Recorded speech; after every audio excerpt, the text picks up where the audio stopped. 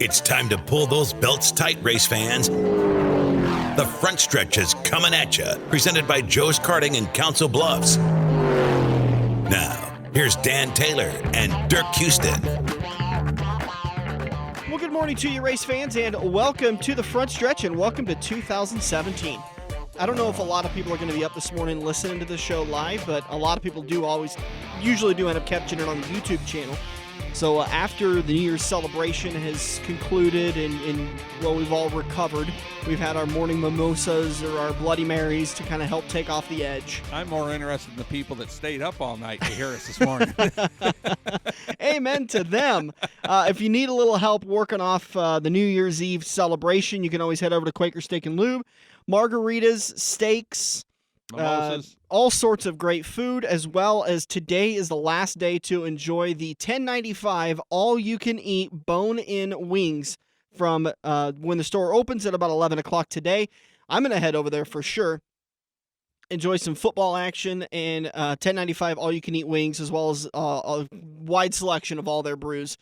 So you can get over that at Quaker Steak and Lube. And while you're over that way, make sure you head over to the sponsor that has been on from the very beginning and the ones that make the show possible, Joe's Karting, just across the street from Quaker Steak and Lube.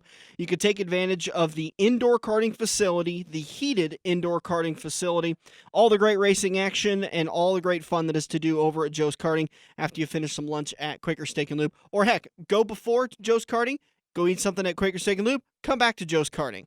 I mean, and then you might as well go back to Quaker Steak and Lube for some dinner. It could be an entire day just right there in the center. You can catch a movie over at AMC 17. And you can walk back and forth. You won't have to use any gas or anything. Absolutely. Well, by the way, do you have any news to tell me? What? You know, like somebody donated a nice little four-wheel drive to us or anything like that? No. Well, they were giving one away at Joe's Karting. Oh, I just wondered if it ended up with us. That hammerhead. No, we didn't win. I did watch the video, though, because the guy that ended up winning it said, you know what, I really can't use it, so just put it back in the pot. And so Buddy ended up drawing a couple of more names. And I think somebody finally claimed it, but I was hoping we were going to be called on one of those. But So we had somebody that could have called us, but absolutely. Oh, yeah. Man. Today's show, we are going to be reviewing Team Penske for their 2016 review and what is to come for 2017. Not a lot of changes for Penske. It's kind of they've been on top of their game lately the last couple of years. Joey Logano's thriving over there. Brad Keselowski.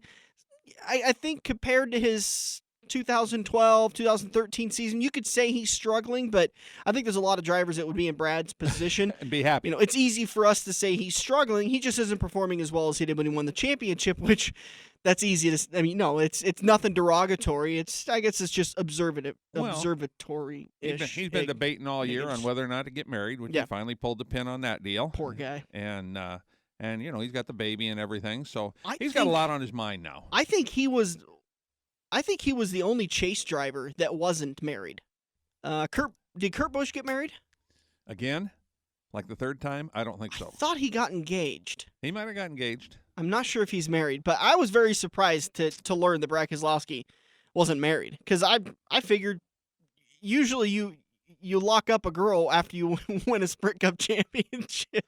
Well, but I mean, they had the baby, and that seems to be the fad, though. You look, he had the baby. Kyle Larson, got the little boy that we met over at Knoxville. Cute little kid. Oh, yeah. Playing with the sprint car tire over there. And my microphone cover, by the way. He was very excited about that microphone cover. He must have known all the drivers that have talked into that microphone cover. That could be. He goes, I'm going to get some of Dad's spit off of here. So we'll talk about Team Penske coming up in turn number 1. And in turn 2, we're going to talk with Shaylee Bade. She's headed down to the Chili Bowl. By the way, the Saturday night action of the Chili Bowl, we're working out a deal to be able to get it on the big screens at Quaker Steak. We just have to wait and see what the NFL schedule's like. Typically, that game, those Saturday games are going to be at 11 o'clock and at 3 o'clock. If that's the case, then Chris is more than happy to put the Chili Bowl broadcast on the big screens at Quaker that'll Steak. Work for me. If it's a 6 o'clock NFL game, unfortunately, NFL trumps and we're out. So we'll just have to wait and see, because not a lot of people have MAV TV.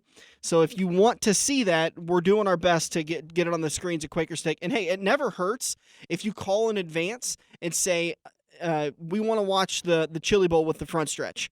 Let them know. And who knows, maybe if we get enough calls, then Chili Bowl will trump NFL because listen, money moves this country. We all know that, and money moves. Money talks. Well, it's simple. He'll be full for football. Yeah. So he's going to need to be full for the race.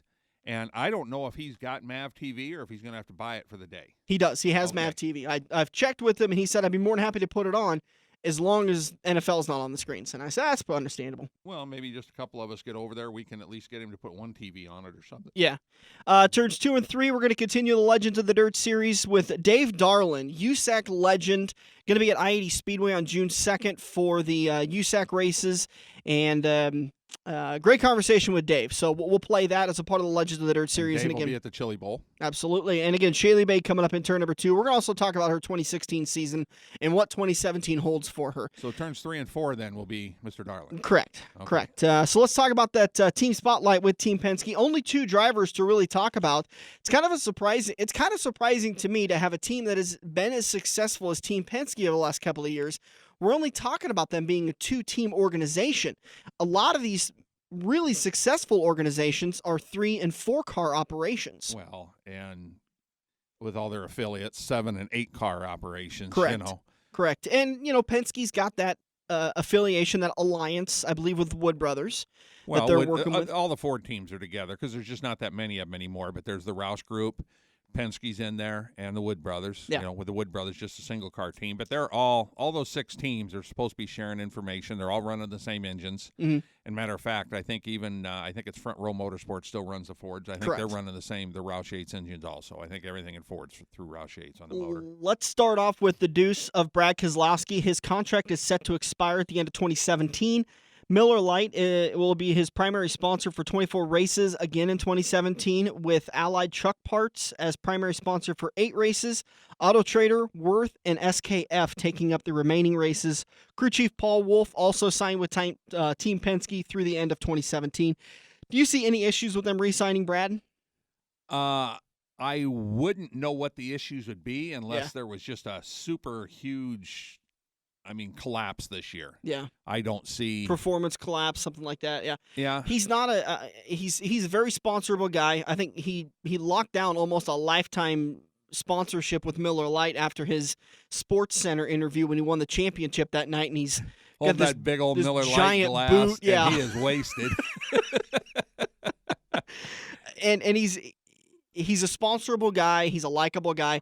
He's also kind of a polarizing guy. I know I've talked to a couple of people that said, "Oh, they just can't stand him." And then, after we ran into him, what was it? Was it Kansas May of 2016, or was it fall of 2015? Okay, that's when we ran into him. We got some chance to talk to him, and we got the liner done for the radio show and stuff like that. That's when my opinion of him started changing. Because we've run into these guys, with Kurt Busch and even Carl Edwards. As nice as Carl is, Carl had so much going on when we were trying to do the interview, you could tell he was juggling a couple of things at once. When we talked to Brad, and we only talked to him for a few minutes, he was focused on us, and I was really impressed by that. Well, he shut out everything else, and he talked to us, and I watched him do that with several fans. Yeah. He zeroed in on them, and that makes a fan feel really special. And my opinion of him really changed after that. Well, I think, like I said, I've known him for several years, so I was trying to, get some time with him. And, again, we didn't set up a 15-minute interview or anything like that because I knew he'd be busy. But, he gave us a couple minutes, and he respected us when he says, "I've got to run to the can." And as soon as he got 5 foot out from that trailer, he got mobbed. It was like a hornet's nest. He signed signed 100 autographs getting to the restroom, and he signed 100 on the way back, and then sat there and took pictures with about 20 people and their kids and everything else. When he looked at me, he goes, "It's going to be a minute." I told him, "I know the drill. Yeah. You're good." And then when he finally made everybody happy, he come over and talked for a couple minutes. Yeah. And that's when, again, like I said, that's when my opinion of him really changed. And I don't foresee any issues with him re-signing with Team Penske. Him and Roger seem to have a fantastic relationship. Him and Joey work really well together. I don't see any issues with Paul Wolf going anywhere for any more money. I think that's a great team. It's a great operation, and I see it lasting for a lot longer. Well, and that could be the one thing that upsets the apple cart. If somebody wants him, maybe Furniture Row, like everybody's talking, they think Matt Kempth is going to retire and Eric Jones is going to run back over to Joe Gibbs. That if Furniture Row keeps another team, maybe they'll throw a ton of money at You know, Brad. Dirk, that's a very good point. We've been talking about a lot of rides that are going to be opened up at the end of 2017. There's a lot of quality rides that are going to be opening up at the end, and not necessarily say opening up, but the contracts are up for renewal and A whole negotiation. bunch of contracts are up. So that's a very good point. There could be somebody that comes at Brad with some pretty good change. Yep. And Brad could be saying, I've got a good thing here at Team Penske, but that Furniture Row's on the rise. Well, I would love to be behind one of those Toyotas. And maybe somebody at Furniture Row, maybe the owner of Furniture Row drinks beer with the Miller Beer people. Yeah. And says, why don't you guys and Brad come on over to me? And, there's things that happen behind the, behind the curtain. Yep. It's all magic. 4 wins in 2016. He won at Las Vegas, the Spring Talladega, July Daytona race, and won at Kentucky. Had 16 top fives, 1 pole, 3 DNFs. Finished the season 12th in points, which was really surprising to me. But then when I look back at the history, I realized what had happened. His whole train came off the rails in the round of 12, starting at Kansas when he tangled with Hamlin and finished 38th. And then he lost an engine after leading at Talladega and looking very strong the next week. He led the most laps at Talladega and was going to win that race. There's no doubt about it. Nobody had anything for him that day until he blew up. Back-to-back 38th place finishes, puts him out in the round of 12. I expect him to be a stronger contention in 2017 and beyond. So that was him for that. And I believe, did he win the All-Star race? No, that was Joey. Correct. Excuse me, that was Logano. So that's Brad Keselowski. Moving on to Joey Logano. His contract ends 2018. Shell Pennzoil was a primary sponsor for 32 of his races, along with AAA Auto Trader that are filling in the other 4 races. He has 3 wins on the season. June Michigan race, Fall Talladega race, and the Fall Phoenix race, and he also won the All-Star race. 16 top fives, 3 poles, 3 DNFs. Average start of 8.1, average finish of 10.5. He finished runner-up in the point standings. Looked like he had a pretty strong car, and I with that late race restart where him and Edwards made contact, I thought he was in the catbird seat to really make a move. And it was after that when they came down and made the change and put 4 fresh tires on when they fixed the damage. I thought he was in the catbird seat, but he was never able to get through traffic and get up there and contend. That little bit of damage I don't think really got fixed. It was a bad spot for him. But if you look at what those 2 teams did, both drivers 16 top fives. Both drivers average starting position in the top 10. I mean, those are 2 very strong teams. They're both, as far as marketable, they get so much airtime running up front like they do. They lead a lot of laps. Well, I've said this to a lot of people. I think Team Penske is probably 2 of the most talented drivers we have in this sport, and and young drivers. Right. These 2 guys are the fiery attitude, go for the win kind of guys that this sport loves. And honestly, it's really sad to watch it because so many people hate Brad Keselowski and Joey Logano because of that driving. But once they're retired, I guarantee you we'll be talking about them like we talk about Earnhardt and Elliott and Waltrip, about how they didn't care about winning. They did not want second. Well, how many times have we heard Brad Keselowski say, "I'm not here to finish second. I'm here to win the race." Be thankful. You talked about retirement. We don't have to worry about that I'm going to take a guess at 20 years. My goal with that whole thing was to just try to get people to appreciate what is here now. And that, again, that's where my mentality of Brad Keselowski's changed. I think it was at Kansas when he was in the pits, when he was in there, and they said, because I think he was leading that race at Kansas when he made contact with Denny Hamlin, and they said, "Do you think you need to be racing that hard?" Or maybe he was running second or third or something like that. And he said, "I'm here to win the race. I'm sorry. I'm not. Roger Penske does not pay me to finish second, third, or fourth. He pays me to win races. My sponsors want me winning races. I cannot sleep with myself if I think I settled for something." That's straight out of the Dale Earnhardt Sr. playbook. Well, like I said, did you see that interview? Yeah. That 6-minute interview, you could tell this guy is so passionate about what he does. There was so much pain in his voice in that interview when he talked about possibly bankrupting his family and how he thought he was a failure because he just couldn't jump in that truck and start winning races right away like he'd done in a late model. He was hurting. You could feel the sickness in his stomach talking about how just disgusted he was that he was the reason why they had to sell their operation and sell their entire team. And then how vindicated he was by winning that championship. in the last year that Dodge raced, because his dad was a big Dodge racer and had won an ARCA championship in a Dodge and everything else. So. Yeah. It's really special watching these two. I love these two drivers because I think they feed off of each other. These two will definitely go out there and wreck each other for the win. For the win, they would do it on the last lap, but they absolutely run real well together absolutely. any other time. It's going to be really interesting to see what this team does. I think in the next 10 years, there's going to be a couple more championships, and I think Joey Logano's the next to win a championship at that team. Well, I think Brad could definitely win one, but I think these two got championships in them. And I also like Brad Keselowski because he's opened up a pair of truck race teams. Mm-hmm. You know, he's really given back to the sport. That's one thing that I admire about Kyle Busch, is giving back to the sport. I wish more people would do that. Kevin Harvick did it for a long time and then stepped away from it. But I wish some of these other young drivers coming up with a little bit of success would go ahead and start their own teams. And I don't mean World Outlaws teams like Casey Kane's got. And, of course, Tony's got stuff everywhere. Yeah. But I like it when they give back. Let's talk real quick about some local dirt news. The SLMR Series, formerly known as the Super Late Model Racing Series, announced that they have changed their name to the Malvern Bank Super Late Models. We're going to try our best to make sure and not flub that up. We will. It's just a title change now that it's going to take us a little bit getting used to. But on, Thursday night, they had it was Wednesday night, they had a conference with all of their drivers. Kind of a rules meeting and talked about the schedule and everything. Made two big announcements. One of them is kind of a really cool one where Home Pride Motorsports and Home Pride Companies with Luke Cochran is stepping up to fund the Rookie of the Year payout. And Luke's going to also buy a traveling trophy. And they've signed on for a 3-year deal with this.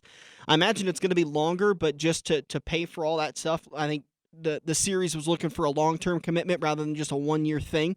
And Luke was happy to step up and do that. So that's going to be a traveling trophy with the new guys that are coming into the sport. There'll be bonus pay for them, a lot like the rookie of the year for the NASCAR series for those 3 Premier Series. And then the next one is by the way, it's going to be called the Bill Rick Rookie of the Year. It's $1,500 to the winner of that Bill Rick Memorial. So, I mean, that'll help somebody out at the end of the season that was making a run at that rookie title. The next one is really cool. It's a $7,777 prize pot for back-to-back or consecutive winners. If a driver wins 2 races in a row, then they get a bonus of $777. If they win 3 in a row, a third one in a row, then they get another $777. 4th in a row, then they get another $700. So they win 2, they get $777. Every win they win after that, consecutively on that schedule, gets another $777 until the pool is taken. Now, according to Joe Koziski during the speech on that night, only 2 drivers did that last year, so that would have only been a little over $1,500 of the $7,777 that was available.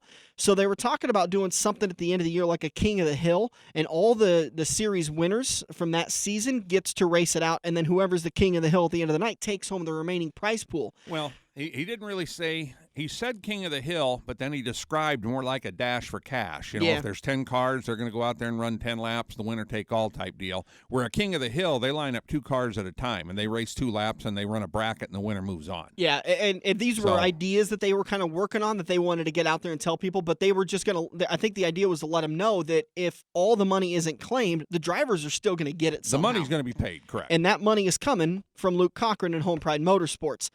And I wonder, it's never all going to be given away. They're going to have to do something because they've got an extra $7 there. Yeah, right. 10 times 777 would be 7,770. So that extra $7 is going to be there at the end. So if 10 guys go out and race 10 laps for $7, I'm going to be very surprised. It may fold over. I think it's a great program. I think both of them are. I think they're both going to really be big for the sport, really help out. And Luke stepping up as he has done in the past. I don't want to make it sound like it's a negative thing, but he's now throwing his support behind the SLMR series because that's where Jesse Sobbing is heading. Correct. He's done with the modified. With the Malvern Bank car. Right. He's done with the modifieds. He's done with the USMTS for the time being. He's still going to race. They said he's still going to race B mods and A mods every once in a while. Well, somebody throws him a ride. Yeah. And he's still got a couple of cars himself that he's trying to sell off as the time we recorded this show. So if he's got them available, he'll probably just go out and run them, and that's a good form of advertising. But his full time is going to be the SLMR series and that Malvern Bank late model. So it's no surprise. But it's good. Luke, it doesn't matter how the money's coming into the sport. Luke's a great guy about this stuff, and we love working with Luke, love having him on the show, and all the stuff that Home Pride Motorsports does, it's great stuff. So that's good to see that kind of stuff coming into the sport, and hopefully it continues. We got to take a break. We'll come back in turn number 2. We'll sit down with Shaylee Bade to talk about her 2016 season and plans heading down to the Chili Bowl. We'll be back here on the front stretch.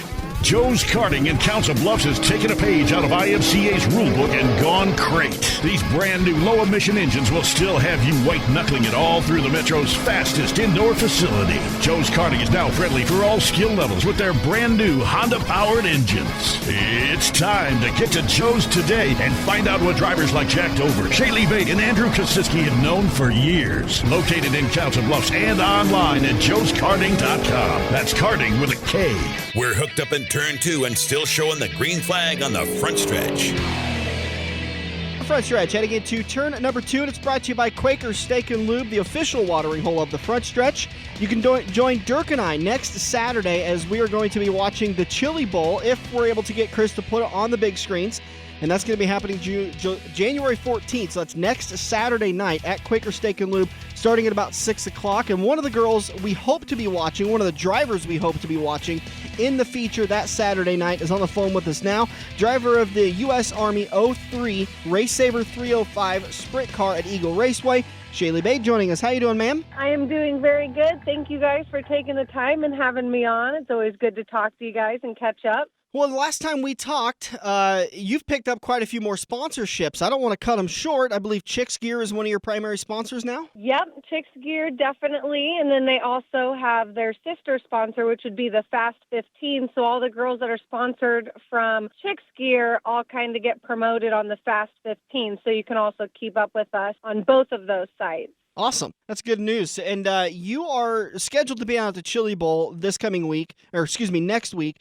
What's that looking like for you? Is that your first trip down to the Chili Bowl as a driver, but you've been there as a fan? Yes, I've been there as a fan a couple times. And last time I went, I was like, I cannot come back and watch this unless I'm racing. It is just way too hard as a driver to watch. Absolutely. So I missed a couple years, and this year I was fortunate enough to find a ride. I'm renting a ride this year, so this will be my first time competing in the Chili Bowl. So it's kind of nerve-wracking, but really exciting, and I can't wait. I always like to ask you this. Do you have expectations going down there? Or are you going? Obviously, you're going because you want to win the race, but is it more of we're going for the experience and the fun of it? Or is it 100%, I got to win this thing? You know, this year being my first year doing it, and it is a huge race. You have people from all over the world coming. You have some of the best drivers ever competing in the Chili Bowl. So winning it is, your chances are 1 in a million. It would be super nice to win it. Could set you up for life if you're wanting to do the whole racing thing. But this year, as being a first time in a midget, I've never been in a midget before. And I have not ran non-wing for a few years. My dad doesn't really like non-wing just because they're a lot more dangerous than winged cars.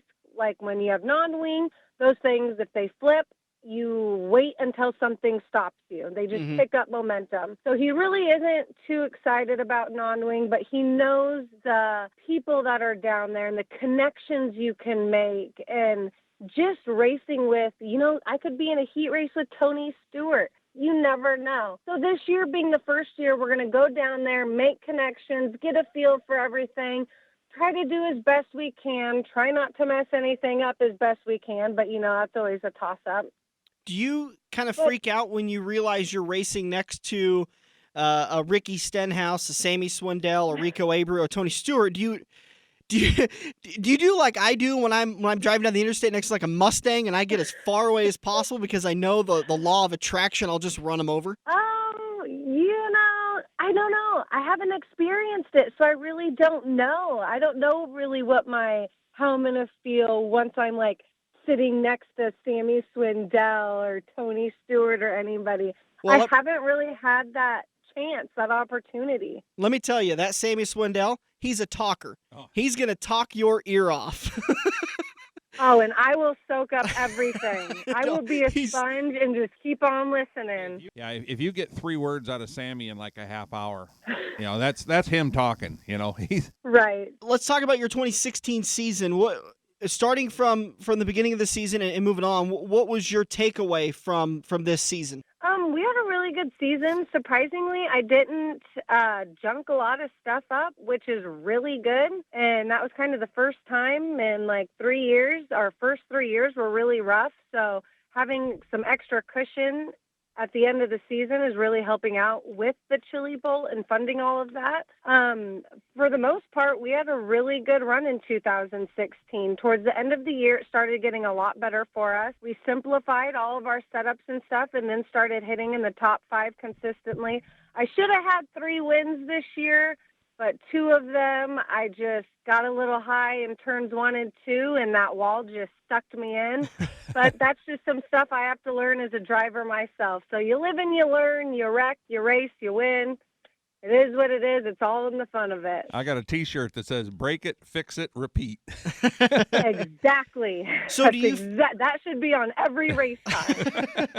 Do you feel like, I know you've been in that RaceSaver for a few years now, do you feel like not junking the equipment this year was a product of you really starting to learn that car, or was it just luck? I think it was a little bit of both. I think my first couple of years, I kind of had a couple people that really had it out for me. So if they had the opportunity, they definitely took it. But as a driver and improving, I got to know my car better. I got to really feel of how far my front end is in front of me. So I really didn't hit the tires on the infield or anything. So I did learn as a driver of how big I am on the track, and then secondly, keeping my nose clean with other drivers. Well, knowing how big So your a car little bit is, of both. knowing how big your car is on the track when you're open wheel is huge. Yes. Yeah, I could tell you. Just an inch. I can take you out. I could take that a little bit because when I turned 25, I got a belly on me, and I had to start figuring out how far out in front I was from the kitchen table. And the lampshades, coffee tables, plants, they all appreciate me Steering finally wheel learning. in your truck. Oh, gosh. Way to put that in like a personal perspective. I always try to relate exactly it back. what I'm talking about. And now I'm starting to get a little bit of a butt on me, so it's now I got to figure out how far my back end goes out on the track. For the backside. It's tough getting around that. that. I know the feeling. Your rear end, you just can't see it, so you don't want to tap anything. Hey, you got to be very cautious. You can buy one of them things that goes beep, beep, Yeah. beep when you back up. I'm sure I can get an app on my phone for that. All right, so the big question. I've heard rumors. I love hearing rumors about your plans for next year. So let's get it from the horse's mouth. What's the plans for the Bade operation in 2017? Okay, so as of right now, obviously things may change later on once the time gets closer. But after you win the Chili Bowl. Mm-hmm. Right, then things could really take a change, which would be so awesome, but you never know.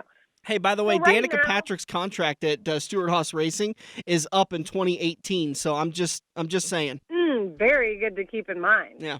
Thank you for the reminder. Right now, we're going to be competing again in the RaceSaver 305. We will also do the Nebraska Sprint Series.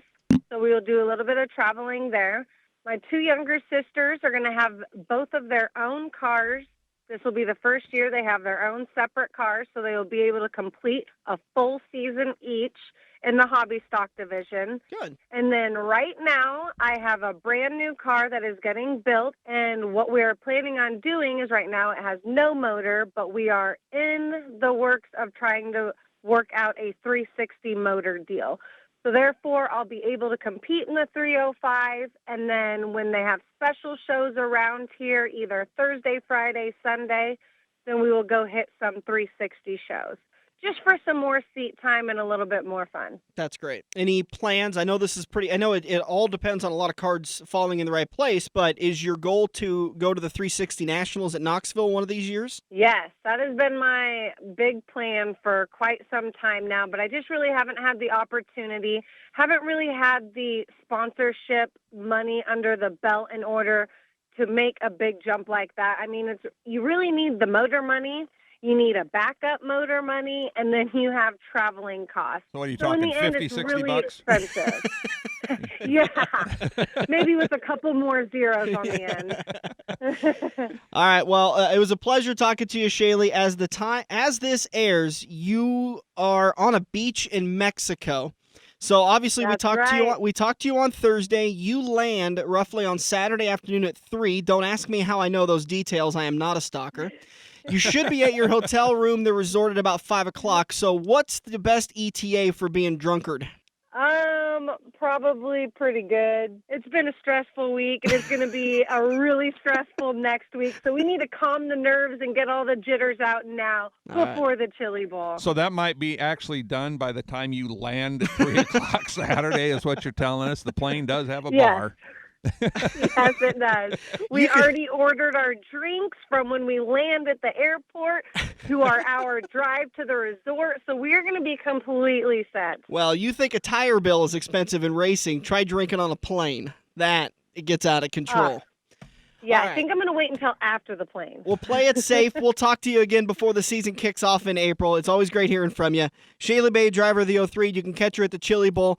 Next week, it starts on the 8th, I think. Practice is the 8th. 8th or 9th. The first Practice day of qualifying is the 9th. 10th. Okay. The 10th, I 9th know. on Monday. All Well, right. good luck down there in Tulsa. Thank you, guys. I really appreciate it. And thank you for having me on. It's always a blast talking with you guys. Oh, we love it. Have a good season, Shaylee. Thank you. So again, Shaylee Bade, driver of the 03, U.S. Army Chicks Gear, Fast 15, RaceSaver 305 out of Eagle Raceway, planning on racing that touring series that Roger runs for the RaceSaver 305s, the Sprint Series in Nebraska. And if she can find a couple more sponsors and get the engine deal locked down, then she plans on hitting off some shows for the Nebraska 360s. Well, I know she ran a couple 360 shows last year, and they had motor troubles right out of the gate. Yeah. I know at I-80, the first show, she never even got to make a lap because they had some troubles in hot laps, and I don't know exactly how much seat time she got in that 360. It wasn't much, from my experience. From what I had talked to about a couple of people, it wasn't much at all before that engine. They could not get it to work right now. I know they were only going to go to, they only had set to do like a half a dozen races or something anyway. They weren't going to run the whole series because a lot of the nights coincide with Eagles racing, and they were running for points there. So, but yeah, I mean, we've talked to a lot of people that, their goal is to get to the 360 Nationals first and then to try and step up when somebody shows them some money. Speaking of a guy who stepped up and raced USAC for quite a few years, has been quite the dominant force in the USAC series for 20, 30 years. Yep. The People's Champ, Dave Darland, joins us in turns 3 and 4 for the Legends of the Dirt series. We'll be back here on the front stretch.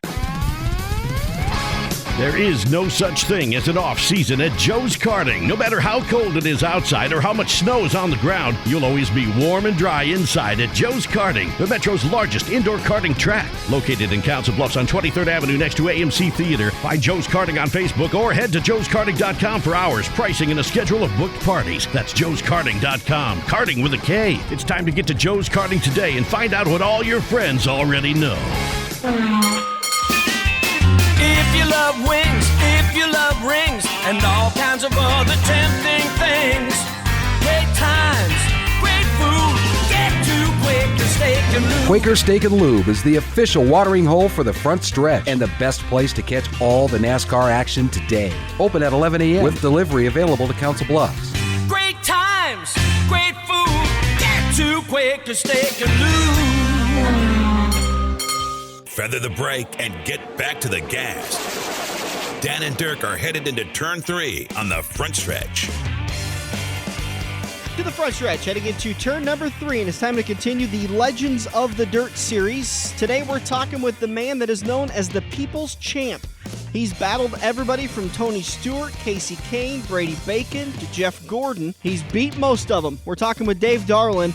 USAC Silver Crown driver and you've raced pretty much everything as far as the sprint car is concerned, right? I have. So let's talk about how this all got started. I imagine you got the bug from your dad, Bob, correct? Yes. Yeah, my dad was just a race fan, when he was growing up, and he never did drive anything, but he was just always a race fan. And when I turned 4 years old, we bought a quarter midget, and I started racing quarter midgets when I was 4 or 5 years old, and I've been racing something ever since.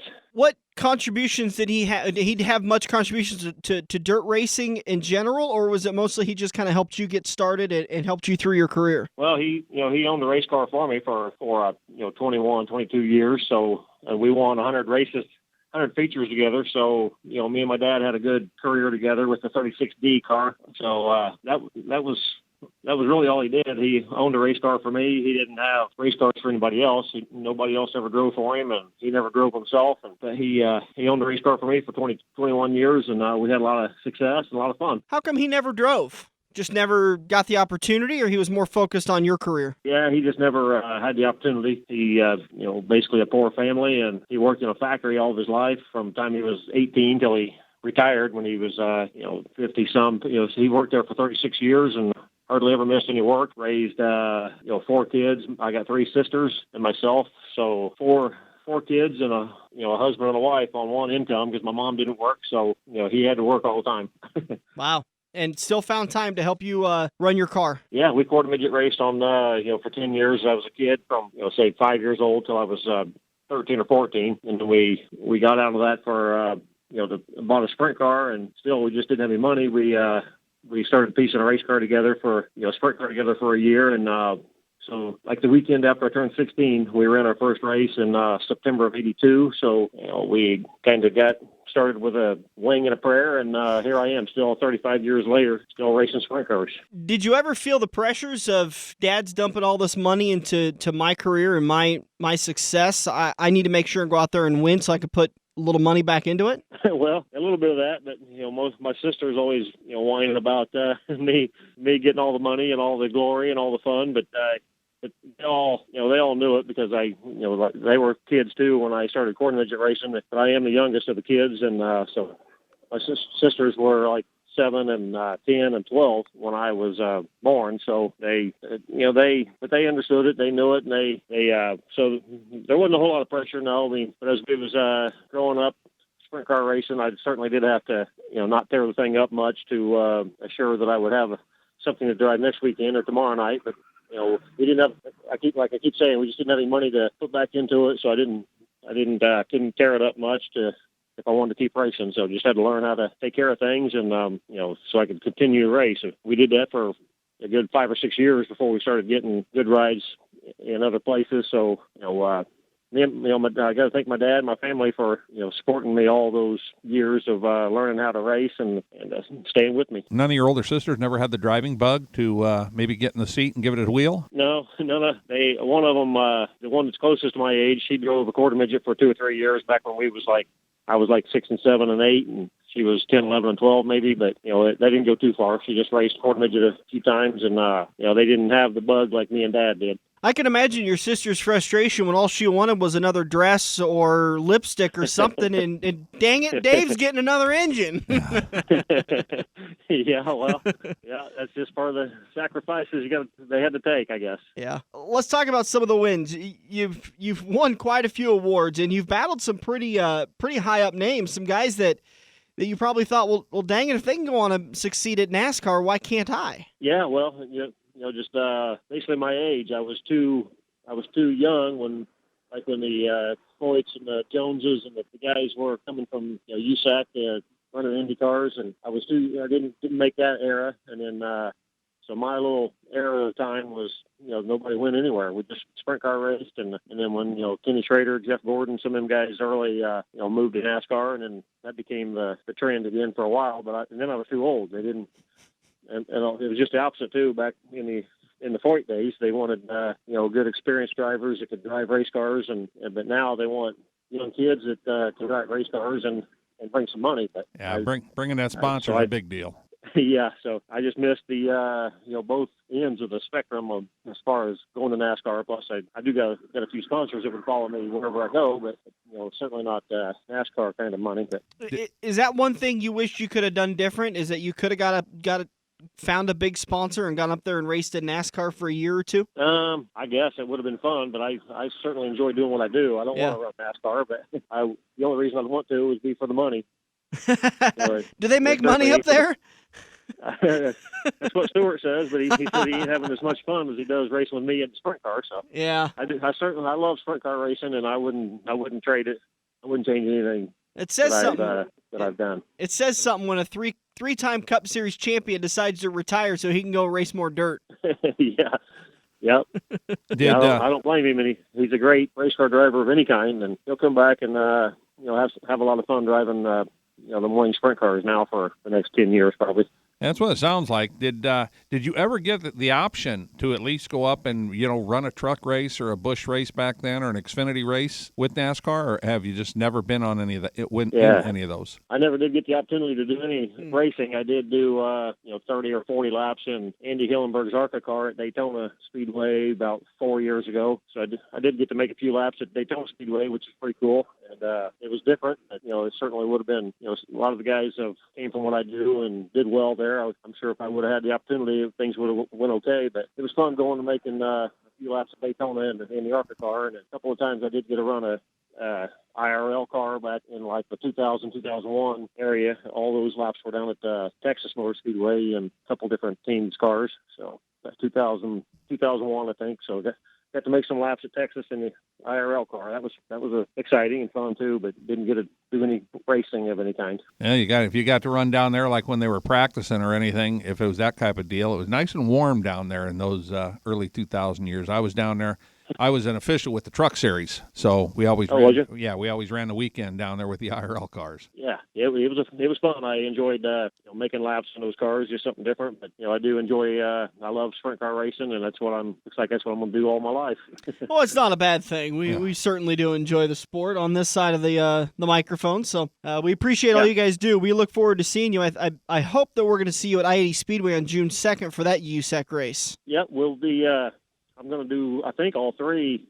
Right now I have sprint car and midget deals lined up. I don't have a Silver Crown schedule secure yet, but I'm going to probably do all three USAC schedules, 100%. So it's, like I say, right now, though, the sprint car and midget is secured. We are going to do both schedules as much as we can. Good. And it looks like we can do all those. So Triple Crown at the end of next season, right? I'm sorry? You'll have a Triple Crown at the end of next season, right? Well, I hope so. I got some good rides and some good opportunities, some good chances. So we'll do the best we can, and I'm sure we'll pick up a few wins along the way, and hopefully we have a good year. Before we get into the mid part of your career, I kind of want to start exploring a little bit more of the beginning of your career and early on. Was there ever a point where you were just getting frustrated with your growth and thought, maybe this isn't for me and I'm just going to try doing something else? No, not really. I mean, I've always enjoyed sprint car racing, and it's been it hasn't been I never had too many dry spells where things weren't going well. I think this past summer was my 24th year in a row, and that's a record for years in a row of winning a USAC national event. Back when I had 21, I was tied there with AJ Foyt and Mel Kenyon at 21, and I broke that record. So 24 years in a row I've won a USAC event. So I haven't had too many dry spells. It's been a good career for me. Well, yeah, it sounds like it, definitely. What's been the toughest thing for you to overcome in your career? Well, just, again, like this year, I'm trying to pick up a new ride because I drove for Jeff Walker last summer in the sprint car schedule, and we split up for just various reasons. But I did that a lot, it seems like, and I'm not sure why, but it seems like every 1, 2, 3 years I got to search for another ride and search for sponsors. So just that's the hardest part about it. Just talking about just trying to pick up a good ride whenever I'm out of one, and trying to pick up sponsors to fund the deal. So that's the part I don't like about it the most is you can't just go out there and wheel a car. You got to be kind of a showman and go get some sponsors too. Yeah, yep. Usually gotta. It does depend on what I drive for. Some rides along the path have been funded by the owners or had their own sponsors. I didn't have to do that, but like right now, I'm in the mix of the team I'm driving for, which is the Phillipses again this summer. I drove for them in 13, 14, and 15, and we had a great stretch there. We won a lot of races, and second twice in the championship, and third once in the championship. So, we're hoping to pick up where we left off, but they've sold some things over the years I didn't drive for them. So now we're in the process of trying to find some fundings to get that team back on track and get started here in February. Just in 6 more weeks, we get started. Yeah, no kidding. It's just a few weeks away. It was like we just finished racing, and now we're going back again. Yeah, we did just finish in 1st of November out in California. Do you ever go down to the Chili Bowl Nationals and race those? Yep, this will be my 23rd year, I think. Okay, so you've been there a few times. Yep, most of them. That's good. And what about we'll kind of wrap up this turn on your biggest win of your career. What sits highest on the mantle? Well, there's a lot of them.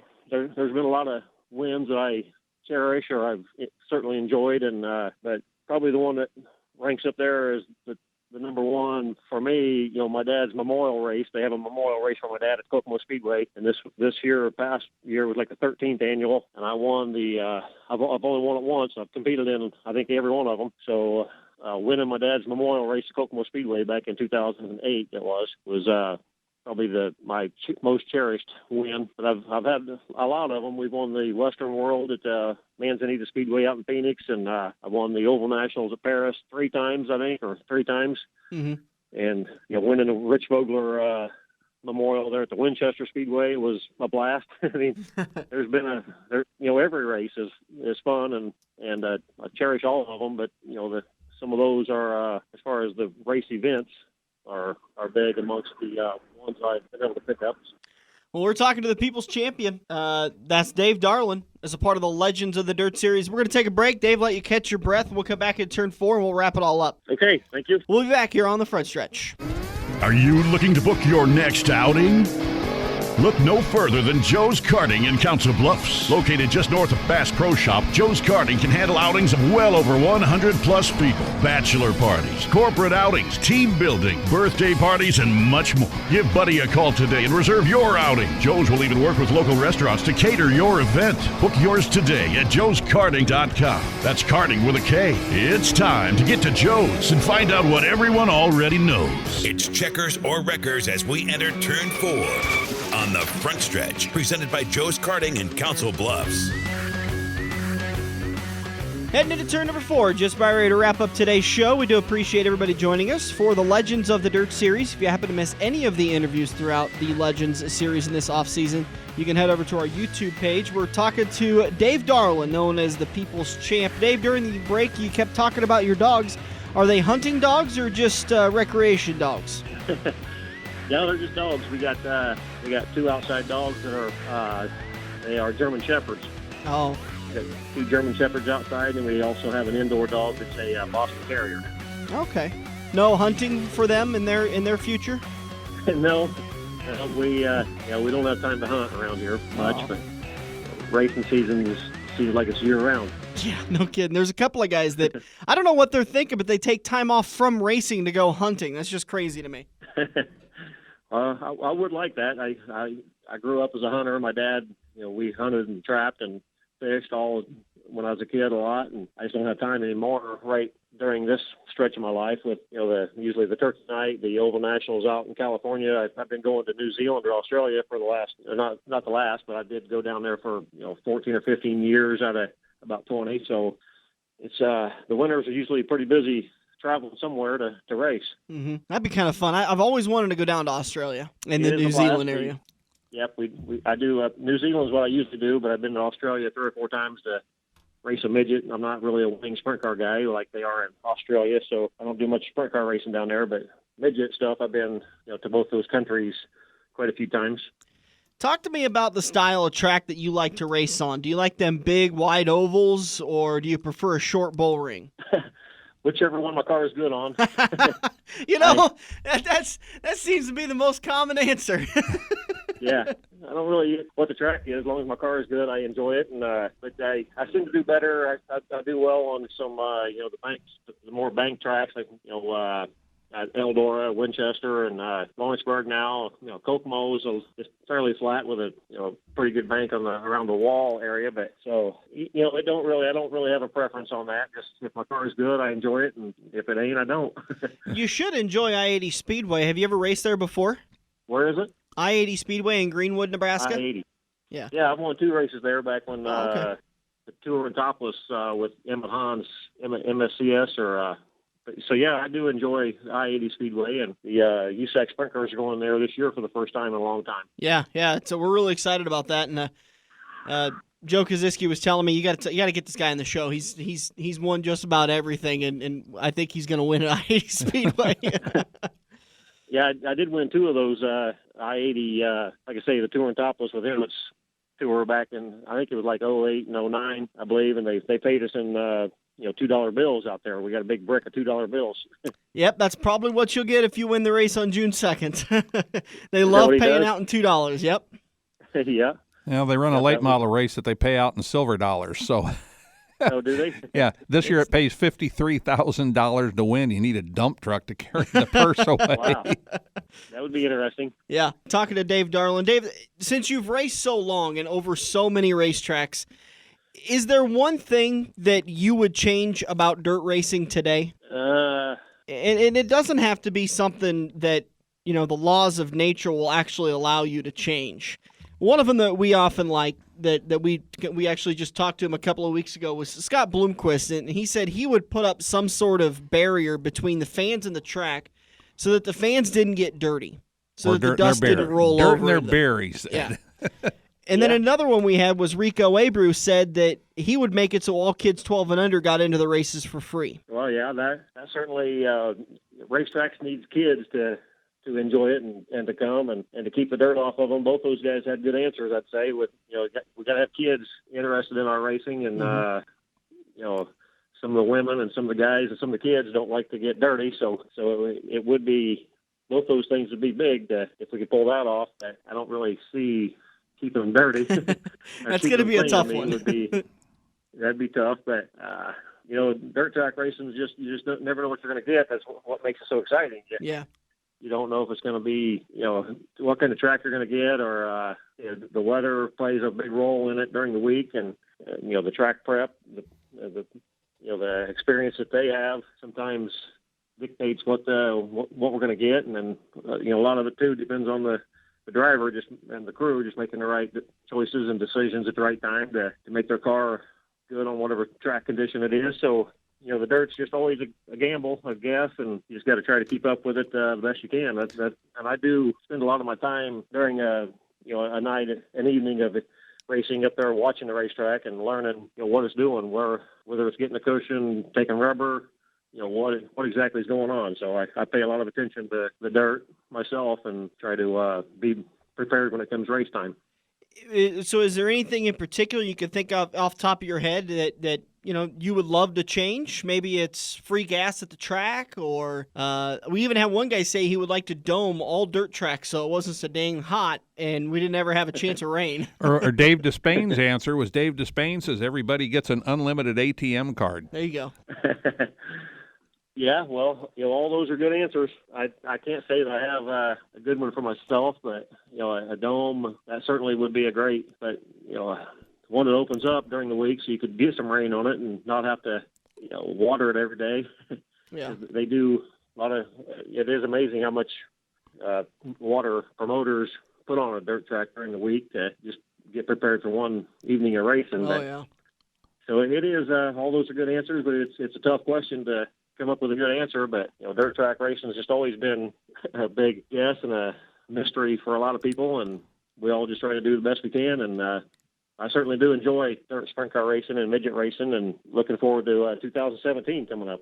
Well, that's the interesting thing that I like about USAC is that you guys race the dirt and the asphalt. Well, we don't anymore. They really did away with the pavement series, but it used to be like a 1/3, 2/3 dirt and pavement. So we did used to have to run Winchester one night and Eldora or Kokomo the next night. So it certainly did.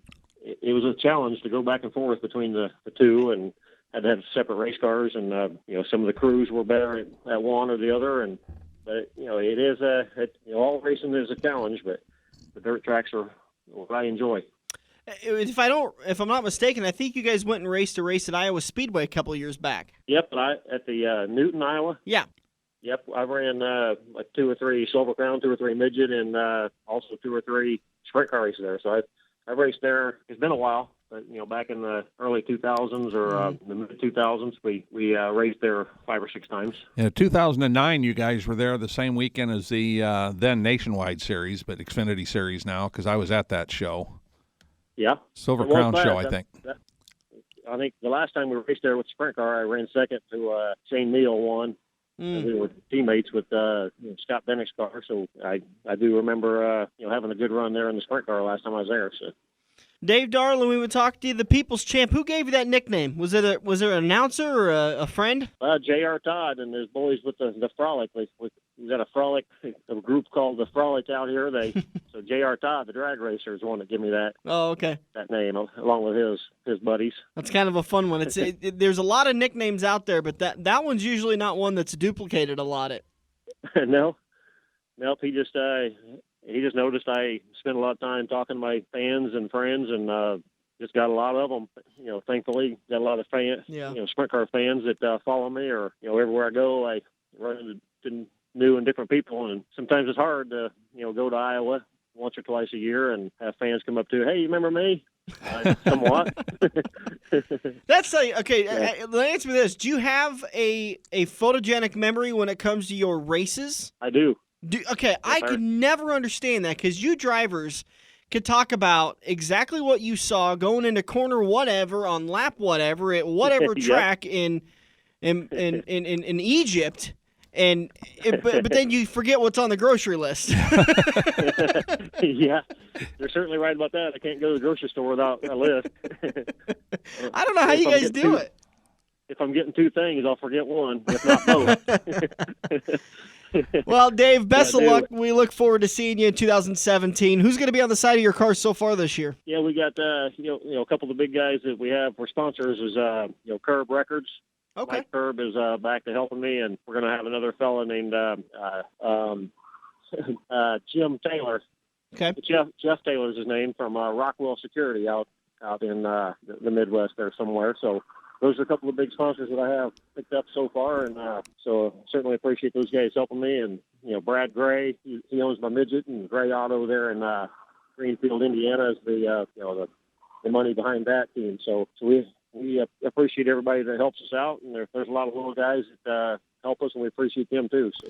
No TSR sticker on there? Not yet. Still working on him. I've been working on him for 20 years. I've heard the key is to buy him a keg of beer.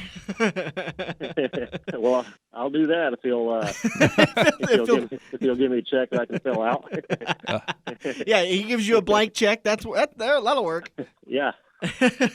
Dave, we look forward to seeing you June 2nd at the I-80 Speedway. We'll come say hi to you in the pits, and we'll wish you best of luck that day, all right? Yeah, great, fellas. I appreciate that, and I'd like to invite everybody to come see us. And if you're at a racetrack where I'm at, come by and see us. We always have great T-shirts and stories, so stop by. All right, we'll do that.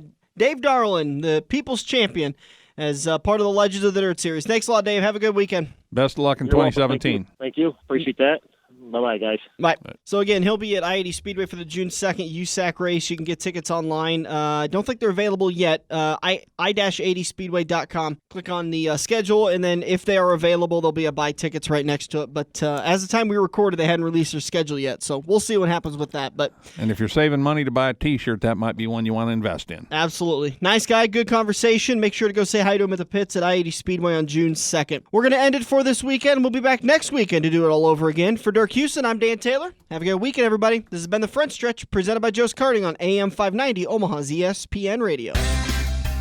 The official watering hole of The Front Stretch has you covered any day of the week with the best wings, great burgers, and amazing steaks. Each weekday from 4 to 6 is happy hour, featuring $1 off draft and well drinks plus $4 Luberitas. Mondays are kids' night. Tuesdays are all-you-can-eat wings for $12.95, and the lube even delivers to the Council Bluffs area. Like Quaker Steak and Lube Council Bluffs on Facebook for a full list of weekly events. Get to Quaker Steak and Lube. Mid-America Drive, Council Bluffs. Joe's Karting in Council Bluffs is the high-octane excitement you've been looking for. It's the Metro's largest indoor track with eco-friendly, low-emission engines. You can enjoy fast-paced road course racing just across the river at Joe's Karting, located near Bass Pro in the Mid-America Center on 23rd Avenue and online at joeskarting.com. That's karting with a K. Open Monday to Thursday, 2 to 10, Fridays until 11, Saturdays 11 to 11, and Sundays noon to 8. This has been the Front Stretch Radio Show, presented by Joe's Karting in Council Bluffs. To contact Dan or Dirk, find them on Facebook at The Front Stretch or email them at frontstretch590@gmail.com. If you missed any part of today's show or want to hear a previous show, subscribe to the Joe's Karting YouTube page, where you can find almost every Front Stretch show.